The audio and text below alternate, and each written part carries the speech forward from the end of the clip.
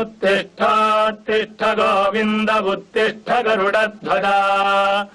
उत्तिष्ठ कमलाकान्ता त्रैलोक्यम् मङ्गलम् कुरु उत्तिष्ठ गोविन्द उत्तिष्ठ गरुडध्वजा उत्तिष्ठ कमलाकान्ता त्रैलोक्यम् मङ्गलम् कुरु उत्तिष्ठ गोविन्द उत्तिष्ठ गरुडध्वजा उत्तिष्ठ कमलाकान्ता त्रैलोक्यम् मङ्गलम् कुरु उत्तिष्ठ गोविन्द उत्तिष्ठ गरुडध्वजा उत्तिष्ठ कमलाकान्ता त्रैलोक्यम् मङ्गलम् कुरु उत्तिष्ठ गोविन्द उत्तिष्ठ गरुडध्वजा